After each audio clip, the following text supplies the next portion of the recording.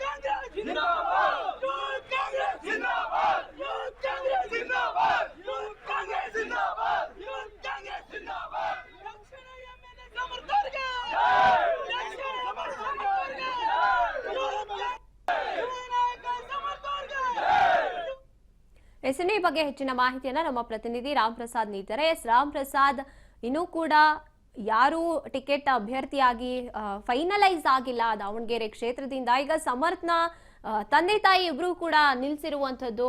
ಇದು ಈ ಕಾಂಗ್ರೆಸ್ ಮುಖಂಡರ ಅಂದ್ರೆ ಮುಸ್ಲಿಂ ಮುಖಂಡರಿಗೆ ಒಂದ್ ರೀತಿಯಾಗಿ ಅವರು ಎಚ್ಚರಿಕೆಯನ್ನ ಕೊಡ್ತಾ ಇದ್ದಾರೆ. ಈಗ ಎಲ್ಲಿಗೆ ಹೋಗಿ ನಿಲ್ಲುತ್ತೆ ಅಂತ ಹೇಳೋಕ್ ಆಗ್ತಿಲ್ಲ. ಇದ್ರ ಬಗ್ಗೆ ಹೆಚ್ಚಿನದಾಗಿ ಹೇಳೋದಾದ್ರೆ ಗಾಯತ್ರಿ, ಏನು ಇವತ್ತು ದಾವಣಗೆರೆ ದಕ್ಷಿಣ ವಿಧಾನಸಭಾ ಕ್ಷೇತ್ರದ ವ್ಯಾಪ್ತಿಗೆ ಏನು ಸಂಬಂಧಪಟ್ಟಂತೆ ಕಾಂಗ್ರೆಸ್ ಹಾಗೂ ಬಿಜೆಪಿ ಕಡೆಯಿಂದ ನಾಮಪತ್ರವನ್ನು ಸಲ್ಲಿಕೆಯಾಗಿರುವಂತದ್ದು.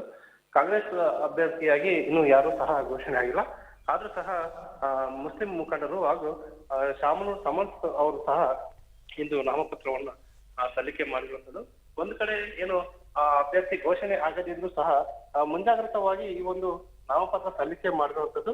ಎರಡೂ ಕಡೆಯ ಏನು ನಾಮಪತ್ರ ಸಲ್ಲಿಕೆ ಮಾಡಿರೋರು ನಾಮಪತ್ರ ಡಿ ಫಾರ್ಮ್ ನಮ್ಗೆ ಸಿಗುತ್ತೆ ಅಂತ ಕೆಲ ಮುಸ್ಲಿಂ ಮುಖಂಡರು ಹೇಳಿದ್ರೆ, ಸಮರ್ಥ ಶಾಮನೂರ್ ಸಹ ಅದೇ ರೀತಿ ನಮಗೂ ಟಿಕೆಟ್ ಸಿಗುವ ಏನು ಅಭಿಲಾಷೆ ಇದೆ ಅಂತ ತಮ್ಮ ಅನಿಸಿಕೆಯನ್ನ ವ್ಯಕ್ತಪಡಿಸಿದ್ರು. ಈ ನಡುವೆ ಏನು ಕಾಂಗ್ರೆಸ್ ಪಕ್ಷದ ಕಾರ್ಯಕರ್ತರು ಮುಂದಿನ MLA ಶಾಮನೂರ್ ಸಮರ್ಥ ಎನ್ನುವ ಘೋಷಣೆ ಮೂಲಕ ಜಯಕಾರ ಹಾಕಿದ್ದು ಕಂಡು ಬಂತು. ಎಸ್, ಧನ್ಯವಾದ ರಾಮ್ ಪ್ರಸಾದ್ ನಿಮ್ಮೆಲ್ಲ ಮಾಹಿತಿಗಾಗಿ. ಎಸ್, ಶಾಮನೂರು ನಂತರ ಯಾರು ಉತ್ತರಾಧಿಕಾರಿಯಾಗಿ ಆಗ್ತಾರೆ ಅನ್ನುವಂಥದ್ದು ಇನ್ನೂ ಕೂಡ ಗೊಂದಲದಲ್ಲಿ ಇರುವಾಗ ಸಮರ್ಥ್ ಶಾಮನೂರು ಅವರನ್ನೇ ಈ ಬಾರಿ ಎಲೆಕ್ಷನ್ಗೆ ನಿಲ್ಲಿಸಬೇಕು ಅಂತ ಮುಂದಾಗ್ತಾ ಇರುವಂಥದ್ದು ಪ್ರಭಾ ಮಲ್ಲಿಕಾರ್ಜುನ್ ಅವರು, ಜೊತೆಗೆ ಎಸ್ ಮಲ್ಲಿಕಾರ್ಜುನ್ ಅವರು. ಅದು ಮುಸ್ಲಿಂ ಮುಖಂಡರಿಗೆ ಒಂದ್ ರೀತಿಯಾಗಿ ಇಷ್ಟ ಆಗ್ತಾ ಇಲ್ಲ, ಅಂದ್ರೆ ಅವರು ಗೆಲ್ಲೋದ್ ಸಾಧ್ಯನೇ ಇಲ್ಲ ಅಂತ ಹೇಳ್ತಾ ಇರುವಂಥದ್ದು. ಇನ್ನು ಅತಿ ಹೆಚ್ಚು ಮತದಾರರು ಕಂಡುಬರುವಂಥದ್ದು ದಾವಣಗೆರೆ ಕ್ಷೇತ್ರದಲ್ಲಿ ಮುಸ್ಲಿಂ ಬಾಂಧವರು ಅಂತಾನೆ ಹೇಳ್ಬೋದು. ಹಾಗಾಗಿ ಗೆಲುವಂತೂ ನಿಶ್ಚಿತ ಆಗೋದಿಲ್ಲ, ಸಮರ್ಥ್ ಏನಾದ್ರೂ ನಿಂತ್ರೆ ಅಂತ ಹೇಳ್ತಾ ಇರುವಂಥದ್ದು.